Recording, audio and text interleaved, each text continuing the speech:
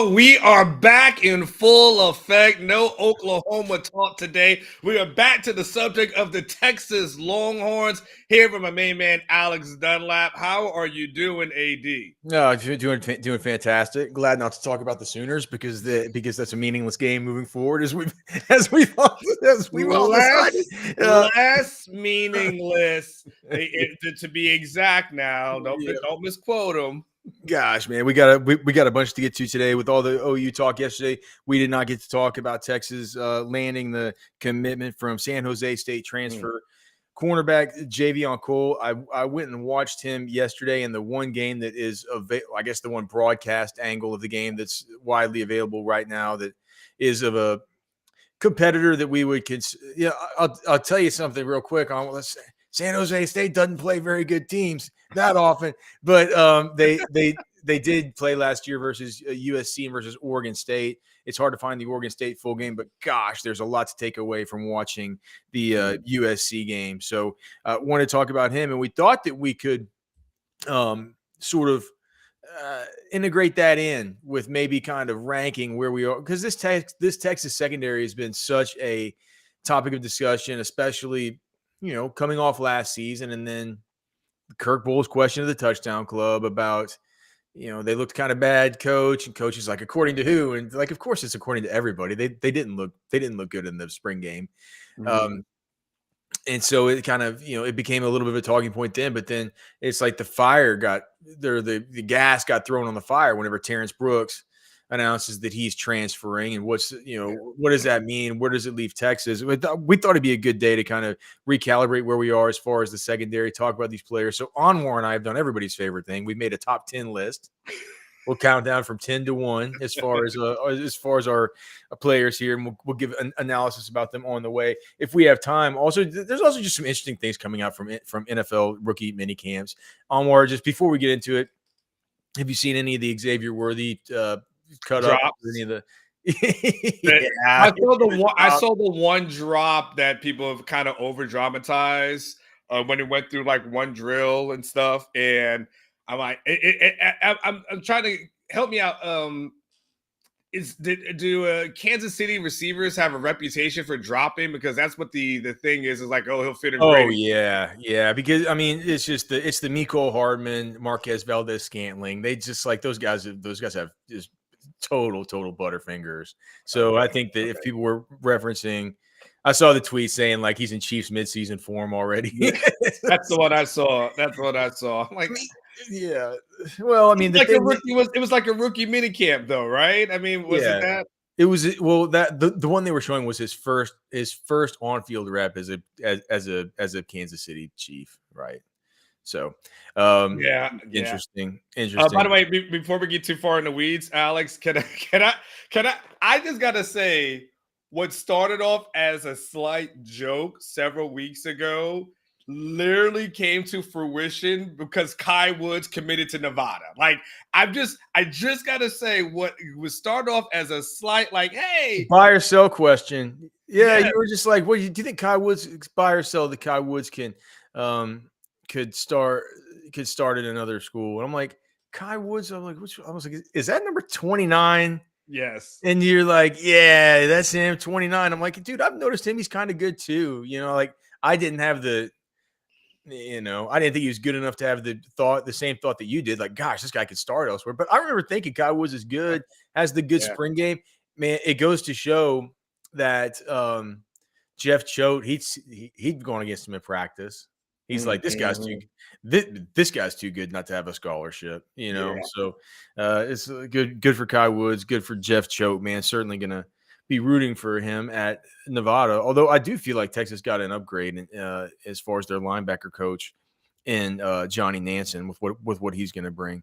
What is this guy? What is this dude saying? Just before we get started in the chat, what's up, everybody in the chat? Why is this channel attacking other YouTube? So what happened is YouTube channel. Well, what happened? And now there's an Oklahoma YouTube channel that went in and had a didn't like what Ketch said about the Texas OU thing being a little bit meaningless. So that person decided to put a YouTube video, has Ketch in the headlines, and was basically talking about what Ketch said. The issue is that he played at least a 3 to 3.5 minute clip of Catch and Chad Hastings on House Divided on his YouTube channel. The thing is, you can't do that because that's a copyright thing. So you can't play through. You can talk about whatever's said on the channel, but from a copyright perspective, you can't just play videos from other channels. Like you can't. Is that the law? I don't even know how the laws of this stuff work. I can't play any music that's on YouTube and put this on here. We get so no, so now you can't. You can have the conversation, but you literally can't play our content. That's copyright. Well, but what about like this is we're getting way into the weeds, but what about like just what about let's say we were is it different for if we wanted to just play, because I've seen in the past we're allowed to play like stuff where if it's on Twitter, let's just say we were like Twitter's different than YouTube. Okay.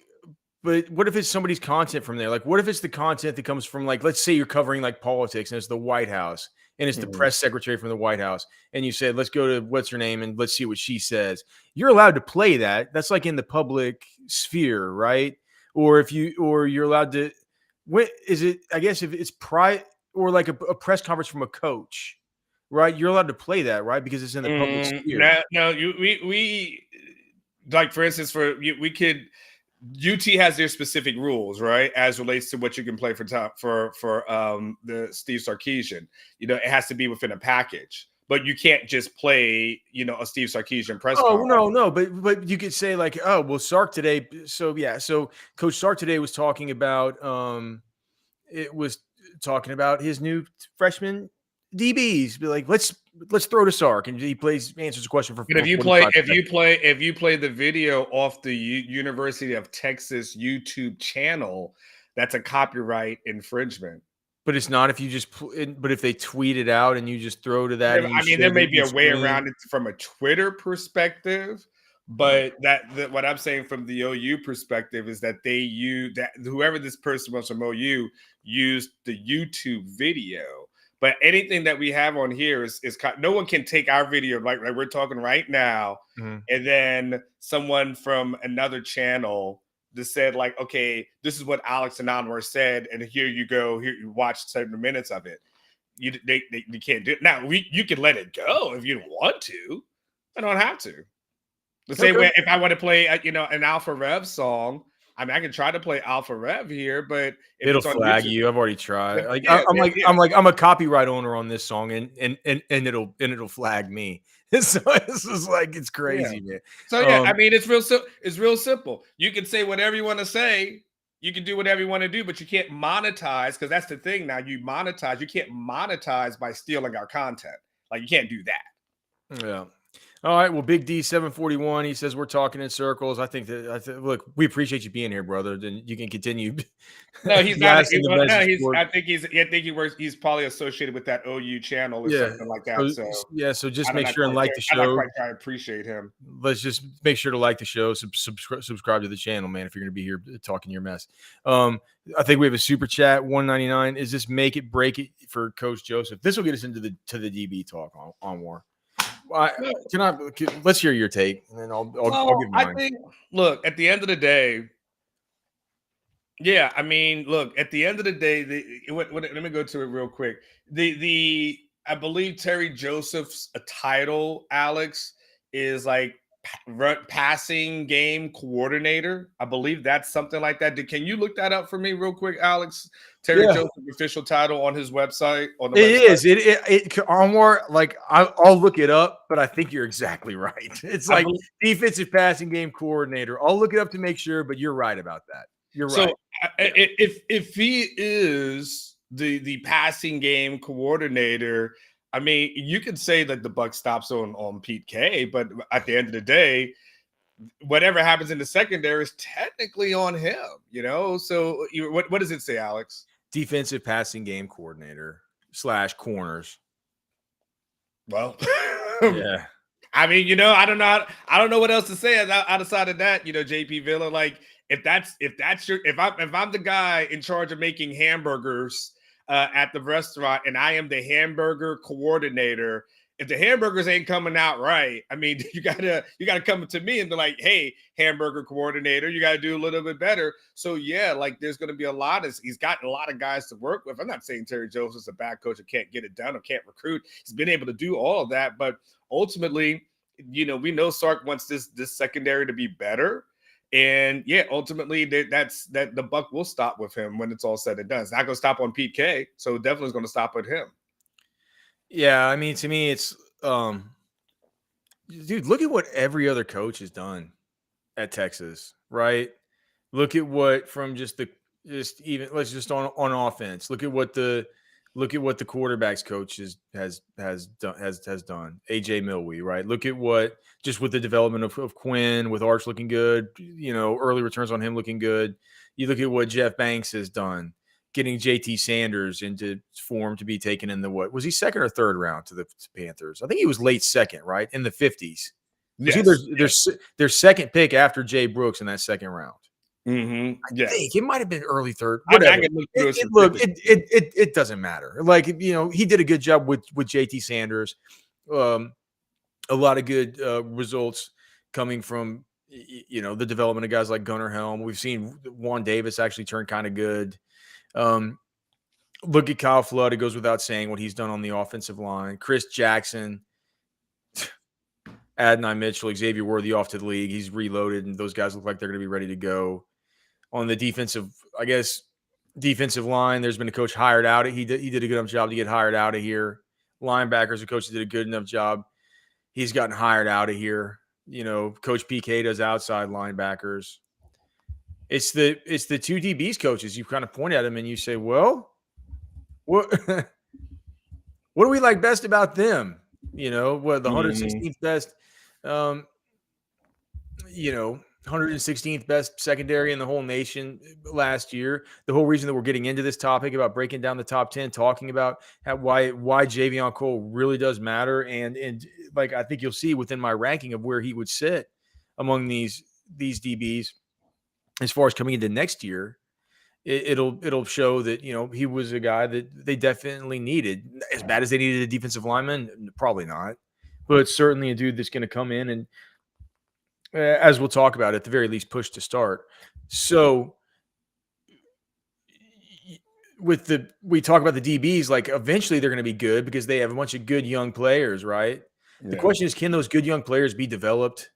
And can Texas get the most out of it? Can they get the most as they possibly can out of Xavier Filsaime, out of Kobe Black, out of Wardell Mack, out of Jordan Johnson-Rebel, out of Warren Roberson, out of Jelani McDonald, out of all these guys? That is that's like a brood of just incredible young talent that you can just do, if somebody who's capable of developing them can do whatever they want with, right?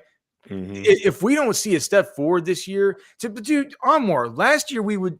Do you remember the OU game? Do you remember the last three plays of that OU game? Yeah. It wasn't just the safeties, and it wasn't just the corners. It was both. It was Terrence Brooks on the pass interference deep down. It was the safety with the Drake Stoops stupid deep slant over the middle. Mm-hmm. And then with the last play, it was the miscommunication between David Binda and Jaron Thompson. Yeah. And so it's like safeties for two of them and corners for one of them. And if that doesn't happen, Texas does not lose to Oklahoma last year. It was a complete, just everybody, soil their pants kind of situation. And it's like it's at some point you have to look at the coaches and say, like, okay, if Coach Sark comes into this post-game meeting and you say, what happened on those last 3 to 4 plays of the whole game? Mm-hmm. Well, and he says that the linebackers were running a different scheme than the safeties. Mm-hmm. What? Like what? Yeah. I mean, so it wasn't just that. We talked a little bit yesterday about the U of H game, how Texas just wasn't ready. I forgot. And you know what's crazy about that, Alex? My mind had forgotten about the weeds of the crossing routes until you mentioned it yesterday. I was like, oh my God, I forgot about those damn crossing routes. Dude, that's just how they were picking dudes. And like, they weren't ready for it. Like there was nothing that they did to adjust. And so, if Texas has good players right now, man, they got Manny Muhammad, they're gonna have much better safeties. We'll talk about the corner on the other side. Is it Cole? Is it, does it have a chance to be Gavin Holmes? Does it have a chance to be Kobe Black? It's got Hey, one of the best Alex, nickels in can the I whole ask you a question? country. I want to interrupt you for a second. Yeah. The Washington game, do you have the numbers for the DBs as far as Burns and all that kind of stuff from the Sugar Bowl? Do you have that? Because that also has to be when we start having a conversation about the secondary. If there ever was the oh my god moment of these DBs. I'm curious, do you have, and what I'm asking Alex for those who are familiar, Alex he charts, he puts together his own stats. And he compiles things, and he then grades everybody on offensive and the defensive side of the ball. And I'm just kind of curious from that perspective, because I obviously we know Penix is good, but that was like next level as far as like breakdowns and stuff is concerned. So it was Malik Muhammad was thrown at 4 times. He allowed 3 completions. Ryan Watts was thrown at 5 times. He allowed 3 completions. Terrence Brooks was thrown at 4 times. He allowed 2 completions. Jahdae Barron was thrown at 7 times. He allowed 6 completions. And Michael Taft was thrown at 3 times. He allowed 1 completion. Now, what's important, though, to remember is the 2 outside corners, Terry Joseph's guys, defensive passing game coordinator, right? And there's not a worse title to have than defensive passing game coordinator whenever you're the team that was on the business end of what happened there with Michael Penix and Jalen Polk and Jalen McMillan and Rome Odunze. Like you do not want to you want to be on the Ryan Grubb side of that thing, right? You want to be the offensive passing game coordinator for that drone strike. When you're the defensive passing game coordinator, man, you're the if this is a war, man, you're the country that just got completely conquered. You know what I'm saying? Your passing game versus my passing game, you've been demolished, right? And in that, Ryan Watts and Terrence Brooks, like I said, Ryan Watts allowed 3 completions. On those 3 completions, he had 2 coverage burns and 1 pass interference penalty. So really a total of 3 coverage burns. And then Terrence Brooks also on the 2 completions he allowed were both technically coverage burns. So we're talking 5 coverage burns between those 2 guys over the course of how many defensive snaps do they even play? So they only, gosh, can this be right?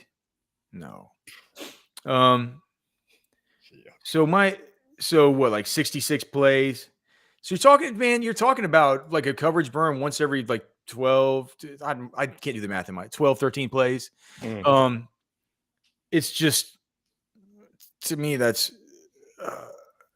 it's I don't know why you brought it up exactly, but that's got to be telling of something.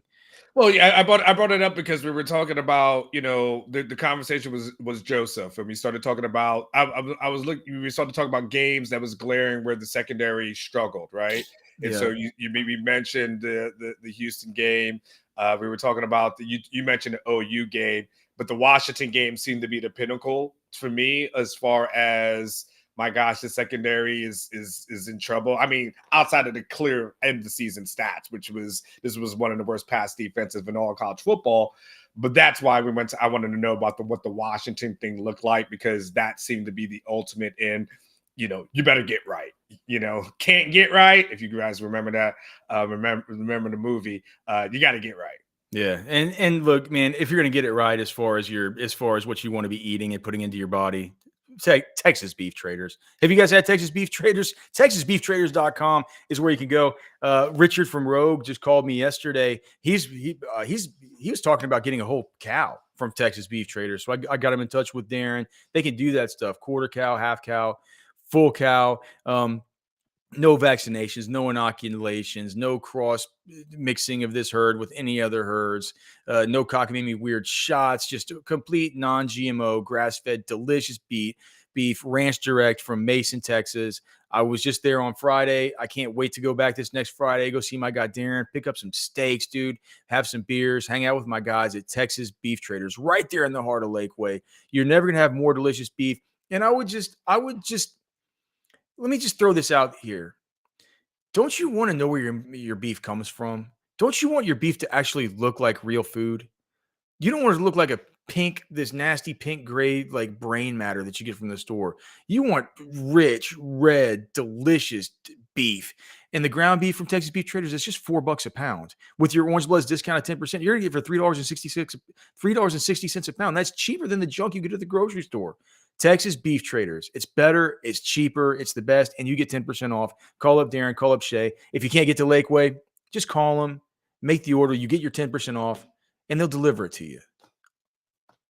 Texas Beef Traders, TexasBeefTraders.com. Give them a call today. What do you got, brother? Well, listen, you may be looking for a house. And by the way, if you're Drake, you're probably looking for a new house right now because you just had a shooting. Drake had a shooting outside of his house at 2 a.m. this morning. If you guys haven't kept up with it, don't hop off, but check this out. There was literally a shooting at his house. He needs to move. Forget Toronto. Come to the DFW area and check out Eric Sells Homes DFW. If you're looking for a house, gotta look no further. Look, Drake, come on to the DFW area. I got the man. I've got the hookup for you. Eric Sells Homes DFW. Check him out. El Presidente himself. Can't wait till football season comes around for El Presidente's picks. Eric Sells Homes DFW, man with the master plan, who has definitely got you covered. Come on back in now, Alex. Is Drake's from Canada? Yeah. Yes, okay. Alex.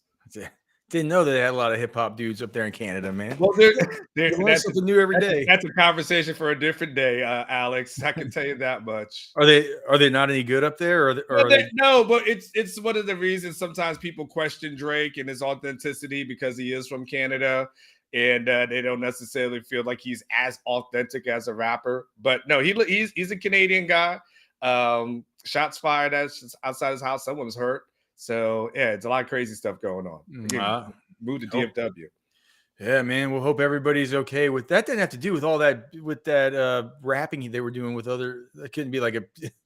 We don't know. It happened at 2 a.m. Details are still emerging. So there's never really been a good rock diss. Has there been, Alex? Has there been like two rockers that wrote songs that went against each other? They're too busy. They're too busy mainlining drugs and shotgunning beers and throwing horseshoes back behind the. You know what I mean? It's just like diss tracks, dude. I like Mick Jagger versus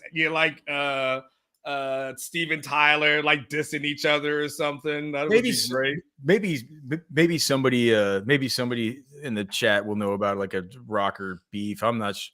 Feels like Axl Rose when I got into some beefs with some people. He was a real jerk. But yeah. I don't know, man. I'm not sure. All right. We gonna rank these guys. Tell me before we go rankings, Alex, Javion Cole, because we didn't have a chance to discuss him yesterday. I know he was discussed a little bit in House Divided, but Texas did pick him up over the weekend.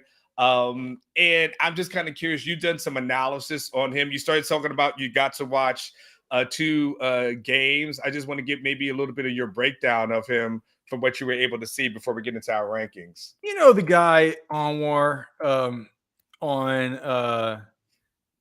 and I forget which news network it is, but during the elections and stuff, it'd be like during the big federal elections, like president, stuff like that. He'll show like one of these swing states where they're still voting and all this. And he's like, we have 38 precincts reporting, and he kind of brings it on the map. And he's like, well, right here is like total evangelical territory. And they've swung for this guy the 1 year, this guy 1 year, but this whole county is historically blah, blah. But and then at some point he says like, I've seen enough. I'm calling the race for so-and-so. Right. So like it's almost with after watching the USC game, I had a moment kind of like that guy where I was like, I've seen enough. You know, he's going up against Caleb Williams. He's going up against the wide receivers, Taj Washington, Brendan Rice. They have a good young, the young tight end, Deuce Robinson, Zachariah Branch, who's just an absolute nightmare, and a few others. To where what happened during that game was just really. To me, it was really telling to where I didn't. The only other game that they had last year that was actually worth a dang would have been versus Oregon State. And I can't find any copies of that game, either all 22 or even the stupid YouTube broadcast stuff. So I was just like, man, I watched the USC game, and he played a ton in the USC game, and I've seen enough. I think it's fine that I just go based on this one game because it was, after all, this game was, I'll tell you how many total snaps. By the end, it was a little bit of a blowout, so he had to come out of the game. But 55 plays, right? Okay, so he played 62. He played basically. All right, so first of all, with Javion Cole, they played a little bit differently there. They don't line up to the boundary side and to the corner side. They just stay on one side or the other. And Texas will do that sometimes, but and for people who might not know what that is, you know how the field has hash marks on it. So if you're on the side of the hash marks, on the defensive side, that's like the smaller side of the field, less space, right? That's the boundary. The field side is the big wide side of the field if you're on the closer hash marks, right? And the field side is the other. So at Texas, what will happen is, say like last year, Terrence Brooks would always play on the Ryan Watts would always play on the boundary corner, right? That's the bigger, more physical kind of corner, a guy that can get up and press in man coverage if need be, but not have to have the lateral agility and the quicks to play on the field where there's so much extra space to cover, right?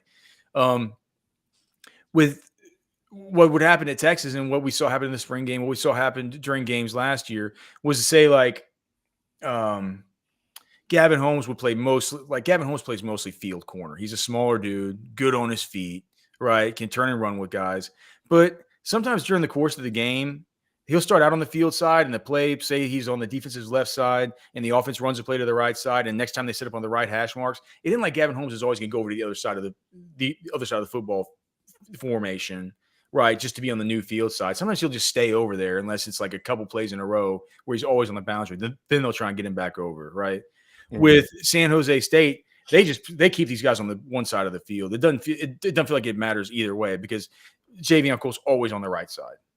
There was one series at the very end of the game where they had him play on the left side, but that was just because they were mixing some new guys in. Javion Cole plays on the left side, on the right side of the field. But during the time he played on the right side of the field, he showed he could play both to the boundary side and to the field side because that's the designation that'll be made once he gets to Texas, right? The point is he can play in both. It's basically a 60-40 split between he was at boundary 60, he's field 40% of the time. During this game, he had 3 tackles, 1 assisted tackle. He was thrown out only once, and during that one throw, he had a PBU.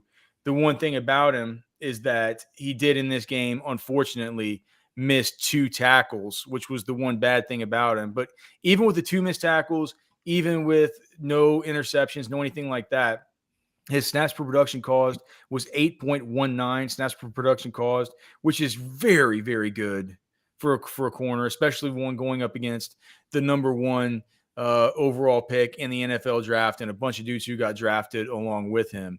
He's good in press. He's generally good in run support. He definitely flies to the football. He can almost get a little bit out of control flying to the football, which led to one of those misses. Again, he was going against Taj Washington, Brendan Rice, Zachariah Branch. There was one play where Marshawn Lloyd, the running back that's gone now to the Green Bay Packers in the 3rd round of this year's draft, 220-pound runner, he comes downhill and puts a thumping on that dude. He forced Caleb Williams off his first read 3 times. 2 of those resulted in sacks. So he basically the first read was to Caleb Williams' left. The receiver, be it either Brendan Rice or Taj Washington, was covered on those 2. There was a third one to where he picked up the slot wide receiver on a switch route, and Caleb pulled the ball for him, but he did not get sacked on that play. But basically, he was the cause of 2 coverage sacks. So in all versus USC, 1.89 snaps per disruption for production caused in the deep dig scoring formula. Only thrown out once. That one time he did break up the pass. I mean, we're talking about a game wherever they gave up 341 yards through the air, and he didn't give up a single yard through the air, did Javion Cole. It's like I've seen enough of this. I mean, three solo tackles, 1 assisted tackle. he would have had a higher lockdown bonus in the deep dig scoring system had he not gotten pulled towards the end of the game. He would have had more snaps, which would have meant more prorated points toward that lockdown bonus, and his score would have been something. If he would have played the whole game, even if he didn't create any more production, if he would have played the whole game, the production would have come from the fact that he was simply on the field and not allowing anything to happen. Right? Once they get up by 31 points or whatever, they're not going to have that guy back out there because he was their best DB for sure. So Javion Cole's very good. He should start at Texas. He's better than Gavin Holmes, and I'm not sure Kobe Black's ready. So I think Texas and Javion Cole got their next starter. Do they play a lot of quarters coverage when you saw it, Alex? Because that was what was really relayed to me. Yeah, I mean, well, I think why they don't play as much nickel. They have a guy who their linebacker number 6. I'd have to look it up. He could be classified as a DB. To me, he looks more like an overhang linebacker. And so, yeah, anytime you have those two deep safeties and those two true outside corners, you're gonna get a lot of quarters and kind of cover 4 type of stuff out of that for sure. So quarters cover 3. It didn't, to me, it didn't seem like they were doing anything to anything where I would, any sort of split field, pattern matching stuff. It looked to me like it was pretty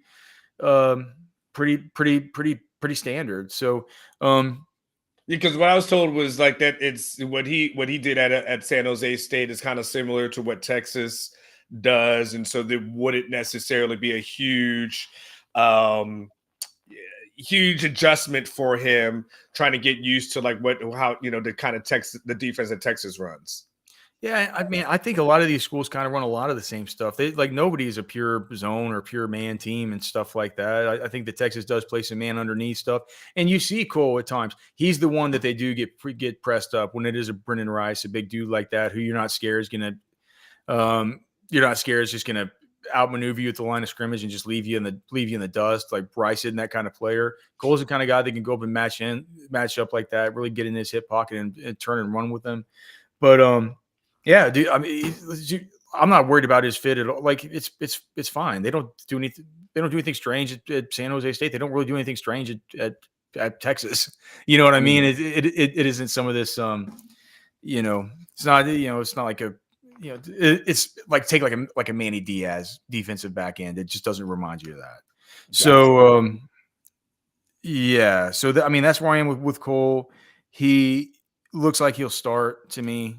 Mm-hmm. It's like people are asking if he's if like he's gonna be a positive addition, and I say, well, yeah, I mean, yeah, he's probably gonna start. I'd say that's a positive addition.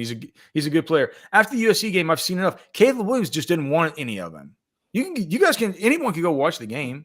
Just go watch this. Tell me how much Caleb Williams really wanted of that guy, number 8, and then watch number 8 and tell me what you saw out of him that could have been possibly negative. Outside of one, there was one missed tackle where like 3 other guys missed a tackle on that one on Marshawn Lloyd. But dude, he put a thump on Marshawn Lloyd once. He put a thump on Caleb Williams one time where the announcers thought Caleb Williams was going to come out of the football game because he kept on holding his thigh because it was a big downhill hit. Yeah, so that's my book on him. He's good, and I'm not going to count those 2 tackles against him the same way that the formula did. But if I didn't count those 2 tackles against him, he'd play one of the better games that I've seen from a DB at Texas or anywhere else, like in the last half decade.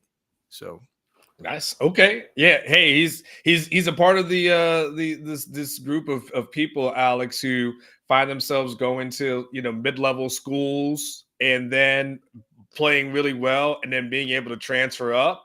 And then, find themselves positions where maybe coming out of high school, maybe a school like Texas would have looked at him, but then works his way up. And, that's another formula that's out there. That's a show for a different day. But, I had one person tell me at one point, who does, training work with different guys and said, hey, it probably behooves them to go to, smaller programs, ball out for a year or 2, and then have all these schools just fighting over you and fighting for your services, than just going to a bigger program and then possibly just getting passed over. So I think he benefits from that. 500 people in the chat, man. Thanks close to 500 people in the chat, man. In the specs chat. Thanks so much for everybody joining us here today. If you could please remember to like the show, subscribe to the channel. We certainly would appreciate it. We're going to talk about our top 10 DBs here for Texas with Cole included. First, let's hear real quickly from our specs chat line sponsors. Of course, it is Specs. Specs same-day delivery can save the day with our Specs app or online shopping. From world-class wines to hard-to-find spirits and craft beers to gourmet foods, delicious snacks, and spectacular sweets. It's Specs. Cheers to savings. All right. Onward. You ready, brother? Yeah, I'm ready, man. You ever do one of these shows and you have like some damn like gnat or something that's kind of flying around you and bothering you? You ever have that happen? I mean, dude, right now it's mosquito, fruit fly, and just general fly larva season. All the flying insects, man. We're about to get the big herds of cicadas coming through. The rare double brood event that's happening right now, where we're getting 2 of them coming up out of the ground. So yeah, but I've definitely just happy you don't live in Florida, man. You don't have to deal with love bugs, man, because we get mosquitoes and love bugs. You ever see those? What's a love bug? No, I'll have to show you a picture. Basically, there's these 2 bugs that all they do is they live to mate, and then one mate carries the other, but they're really slow. So what happens is during their love bug season, your car just hits nothing but bugs, and you find yourself, I almost kill it. You find yourself having to wash your car every couple of days, and if you don't, the juices and the acids and the bugs will actually mess up your paint. So it's a horrible thing. But anyone who's down from the South, especially in Florida, will tell you about love bugs. Absolutely just a horrible season. It will cover your car and make it look horrific. I'll show you some stuff afterwards. Have you noticed the ones here called the no-see-ums? No. The ones where it's not it's not a mosquito, but you look down, there's no mosquito. You're just like, what the hell is this? And they call them the no-see-ums because you can't see them. Is that just out here? Like really? I mean, I live so close to the lake. I figure it might be because of, there could be. I might be getting bit, and not maybe I didn't know what the correct term is, Alex. It's those no-see-ums that kill me in my backyard when I'm doing work. All right. So how do you want to do this? I mean, you're going to go first. So let's go. Let's do. I'm going to start at 10. So I'm going to start at number 10. Right now, okay. Yeah, I'm going to start at number 10. And I'm going to go with Jelani McDonald at 10. I think he's eventually going to be much higher than this, but I have him in the top 10 because he's the second team safety. I don't think he cracks first team this year, and so it's hard for me to get him up, much past 5, 6, something like that, because everybody I have in the top 5 to 6 are players who I think can, maybe even the top 7, or players who I think can eventually start this year. I'm not sure Jelani McDonald can. So I do, but moving into the future, I think he's one of the best backups that Texas has, and he's going to be an NFL prospect kind of guy. So that's who I have at number 10, Jelani McDonald. Okay, you and I are exactly the same, Alex. So this would be interesting to go for it. I remember when we went out to the first practice, and I remember just a lot of guys just pop for you, right? As far as the eye test is concerned, and you just go and see guys. And I remember just looking down. And I saw this guy, and I was like, man, who the hell is that? Because this guy, he's running the drills. It's 2025. He's running these drills, and I mean, he was just stout. He was built. He was everything. I was like, man, this guy looks fluid. Like, I like what I'm seeing from him. Look down at Jelani McDonald. I heard Sarkisian say good things about him throughout the spring. Good things, good practice reports with him. So again, like you said, where he's going to be in that rotation is totally different, but he definitely is. He's number 10 for me. So you and I are in agreement as far as 10 is concerned. I'll be considered where we go from here. Who do you got at number 9? Okay, number 9, I have true freshman Kobe Black, just because I feel like he's sort of the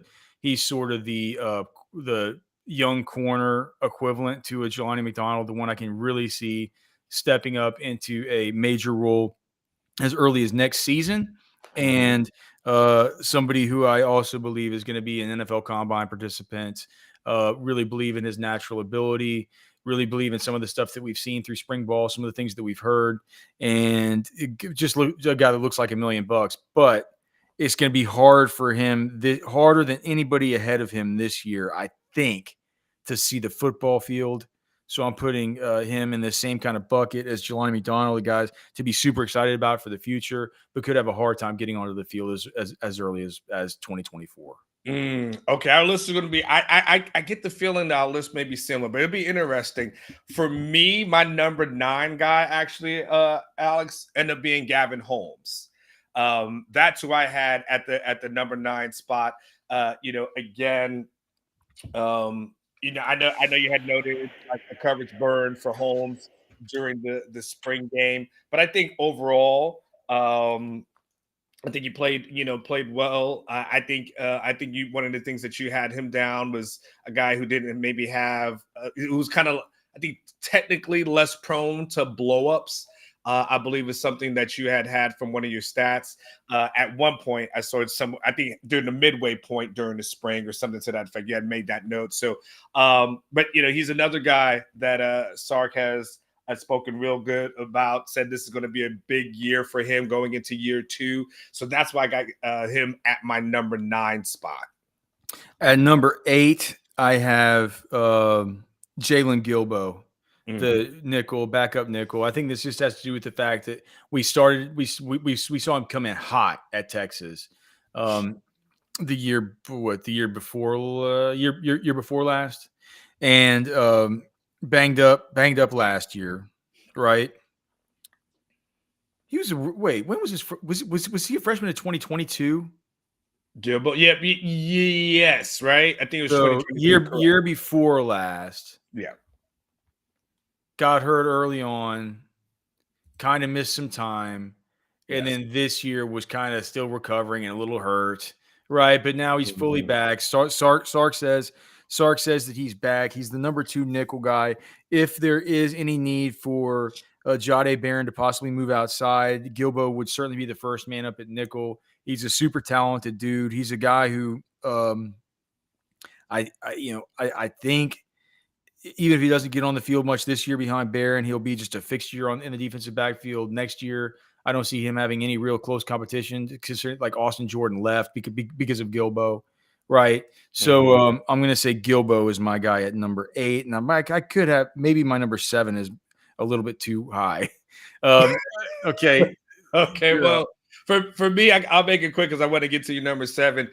Somewhat similar. I think I have Gilbo a lot higher than you do, or at least higher in the rankings, I guess. Yeah.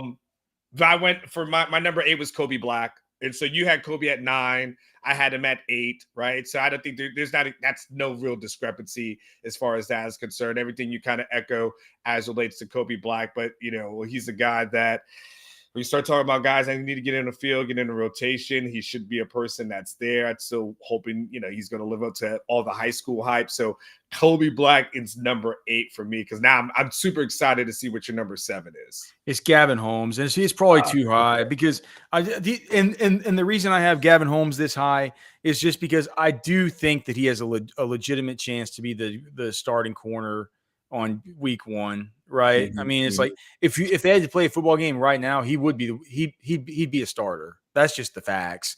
We can deduce what it's going to happen over the course of the time with now Javion Cole and Kobe Black to a certain degree. And I wouldn't tell anybody they were crazy for just penciling in one or the other of those guys right now as being the starter over Gavin Holmes. Like, that would be stupid to argue with somebody about that. I think that would be as long as they had good reasoning, and there's a million good reasons that they could use, I would say that's a fine take to have. So that's the reason why I have him over Gilbo, because nobody can say Gilbo is going to start over Jahdae Barron. Mm-hmm. So I can't tell if it's bad. Yeah. It's, I don't know, but that's where I am on that one.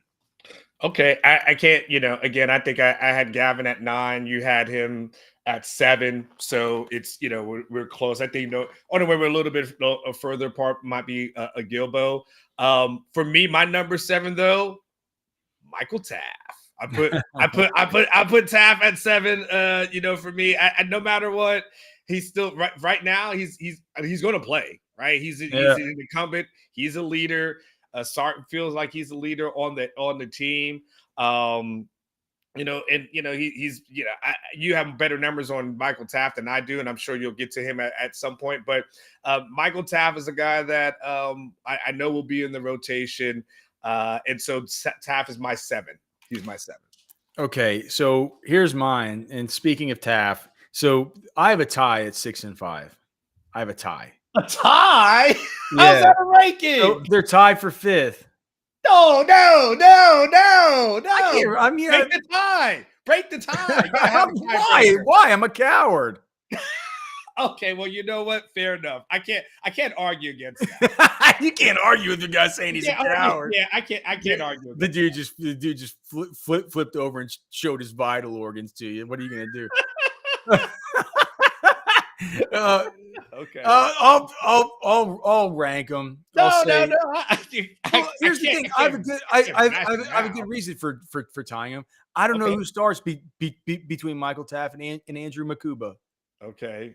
I have them tied. I don't know who starts. If I had a good inkling about who started, it's like if you put a gun to my head right now and you were just to ask me who starts week 1, whenever who does Texas run out there against week 1? Southeastern, what is it? UTEP, is it? I think. Okay. It wasn't like La Monroe or something. Colorado State, I think it is, actually. I think it's Colorado State, Alex. Well, whatever it is that Texas runs out against week 1. You don't think it'll be Michael Taft out there? Yeah. I mean, as of today, I would say it's probably Michael Taft, yeah. But I think Makuba is going to end up being the starter. So, I mean, for those two, I just think one of those guys is your starting safety, right? And the good news is Derek Williams can play both the boundary and the field. So if it's Taft, he plays. If it's Taft, he plays field. If it's Makuba, he plays boundary, and that's how I have those guys. It's really hard for me to. It's just like that. I view them as both kind of the same. I view them as the same level of asset for the defense. So you have 2 guys to talk about here to get to number 5. Well, I have Makuba at number 6 for me. So I mean, and so I just went 7. So why did you rank Makuba over Taft? Because I believe that at some point he's going to be the starting safety, and so I do too. So then I will rank Makuba over Taft. I'll rank 6 Taft, 5 Makuba. Okay, then we're simple. So that we're in unison. The only difference is for us really in our top 5 is that I think I had Gilbo at my number 5 spot. Damn, I'm gonna get it. I'm gonna get it soon, man. I'm gonna get it. And you had Gilbo at 8. I think I went a little bit higher on the Jalen Gilbo thing. I think I went high on the Sark praise for him, for what he's done in the spring. And I think that's the reason why. I don't disagree with any of your observations as relates to him. But that's why I put Gilbo at number 5 for me. So now really it becomes honestly our top 4. And this is where I'm going to be really curious as to where we're at, Alex. At 4, I put Javion Cole. Okay. Just because the other three in front of him are 100% locks to be NFL players. I think Cole looks like he has that opportunity, but right now I just know that he's coming in as an upgrade on Terrence Brooks, right? And I still feel like there's going to be competition between him, Gavin Holmes, and Kobe Black. I think he wins that competition though outright to start the season. I'm actually pretty confident in that. Yeah. So I'm going to have him there at 4 just because there's still a little bit of unknown to him, despite the fact that he does look really good as far as what we've seen of him coming in. And also it's like, not that I care about PFF, but PFF loves him. It's one of these things where, he looks really good. If there's some kind of signal to it, I know this is confirmation bias, and I'm always saying PFF's cockamamie. But if they like a guy that I kind of like, I'm going to point to it and say that, well, at least that's an argument in my corner too. So Okay. That's where I am with Cole. Tie for me. I got Cole at number 4 for the same, not the exact same reasons, but you know, a lot of what we already talked about. You know, he played against UNLV this past year, and they got a really good receiver by the name of Ricky White. Finished with 1,483 yards, 8 touchdowns this season.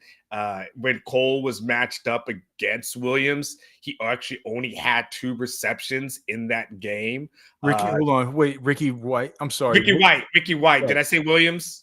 I feel like I said Williams. I meant to say Ricky White if I didn't. Do I need to watch that UNLV? I probably should watch that game too. If you can find that, and now he finishes with 5 for $111, but he only had 2 receptions against Cole, and so he's a guy that if you could find that, Alex, as well, Ricky White is a really stand out for UNLV. So I feel like he'll be able to come in here based off of what you've seen, other things as well. He's number 4 for me as well. So who do you got at number 3? Jahdae Barron. I think it's pretty. I mean, feels like chalk to me for the final 3, but maybe yours is different. I got Jahdae Barron at 3. I got Derek Williams at 3. Okay. And then the only reason why I put Jahdae in there is just the body of Derek Williams. I put him at 3 just because we know how impactful he is. I started to skip ahead of Jahdae. I apologize. So I got Derek Williams at 3. Who do you got at 2? Derek Williams. Okay. Okay, so we got a consensus number 1, but yeah. I have Jahdae at number 2 for me for the body of work. I'm sorry, I started to jump ahead a little bit and I kind of started talking about Derek and then I skipped to Jahdae, but Derek Williams' Jahdae, his body of work at UT was the reason why I had him at number 2, which means our consensus number 1 guy is Alex Dunlap. Manny Muhammad, man. Like I think that I'd have bet any amount of money that we both came out with him, man. Like, because I've just watched him closely. You've been at every single game. You've been up there. You're seeing as these guys, and it's mainly been throughout the course of the season, right? On War. I mean, you've just seen these other dudes as they've these big blow ups that happen, right? And you've seen it from up there, from the bird's eye. Eagle eye in the sky type of thing. And you're just like, what did I just see? You know what I mean? And, when you think back at last season, man, you really didn't see it as much out of Manny Muhammad, and especially with how good he got right towards the end of the season. You look at Ryan Watts, he was burned once every 75 snaps, right? You look at Terrence Brooks, he was burned once every 81 snaps. Manny Muhammad was only burned once on 362 snaps, only 1 coverage burn on 362 snaps. He was burned 6 times less often than Ryan Watts was. I mean, it's just like over the course of a season, that stuff just sticks with you in your head.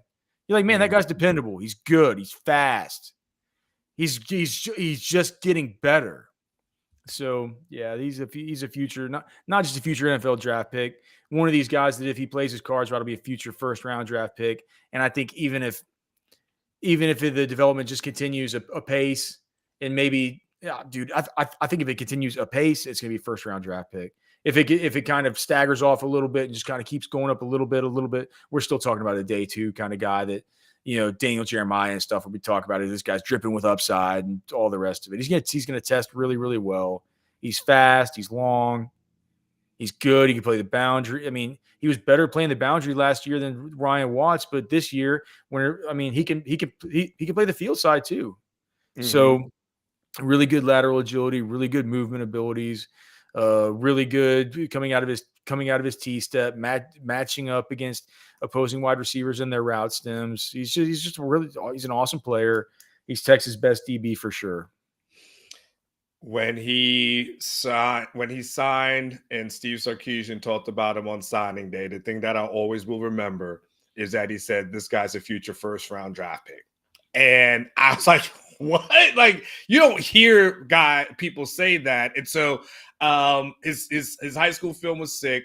Everything you've talked about him is accurate. And Like, this is a guy that, Alex was going through spring practice through Ramadan. So we're talking about not eating and from through the daylight hours. Is he like practicing like Muslim? I didn't know like he Yes. just actually really does it, huh? Yes. So practicing Muslim. And so he didn't, this is a guy who's going through a spring practice in the state of Texas and not having things in his body to get through the practice and still going through it and still excelling, through it. So I mean, that tells me what I need to know about this guy's toughness. That tells me everything I need to know about who he is.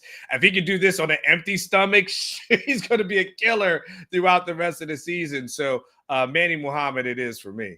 You do remember what Herb Hand told Rafidi Girmay about all of his cockamamie fasting that he thought was so ridiculous? I don't know how much of it we can say. I'm not sure either. Hey, Herb Hand didn't understand one bit of this thing from one of his offensive line not drinking. I think because isn't there something about something about maybe the Herb Hand stuff was it was just I don't know how much that has ever made it to the public light, Alex. So just tread gently to Alex. I'm out of it. I'm out of the Herb Hand Rafidi Girmay story business. Okay. All right. All right. Anything that you want to get out before we get out of here, brother? Yeah, man. 500 people who are watching the show. Sometimes I've noticed that if you've got the chats up, it doesn't give you the like button option. If you just go ahead and just put the chat down that you see on the screen and then hit the like, it'll come back up. So if you can do that for us, we 100% appreciate you. Hope you guys appreciate the effort that Alex and I are putting in every day to provide content for you. So we'll have obviously buy or sell tomorrow, which is one of our fun days of the week to do those things. So get ready for that. And outside of that, I think there probably should be some sort of modcast later on today. We'll see about that. But other than that, what I always say, live each day like it was your last, because one day it will be. So enjoy your Tuesday. Can you look it up for me, Anwar, just real quick as I'm saying this? Do you have an email for Sonny Nelson or Cody Clearman, they told us to make sure and let everybody know that there are some sponsorships available for our SEC Media Day stuff and some other things. They wanted us to make sure and just talk about those sponsorships that are available right now. And you can get a hold of either of those guys. I know you can look up Cody Clearman you can get him on Twitter. I think it's Cody Clearman OB. You can also DM the Orange Bloods X account. It's at Orange Bloods with a little underscore after it.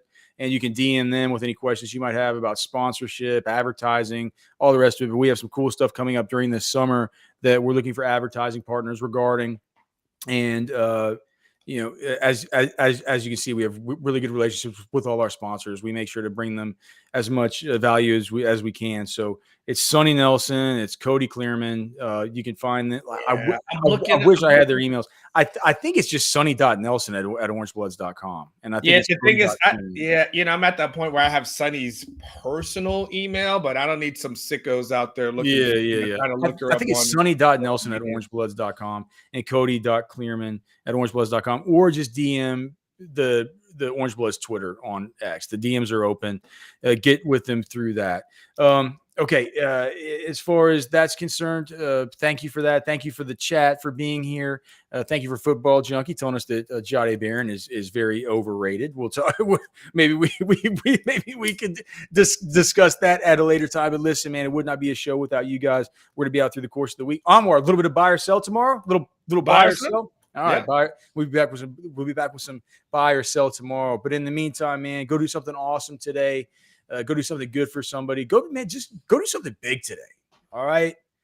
For Anwar, I'm Alex. We'll see you tomorrow here on Orange Bloods.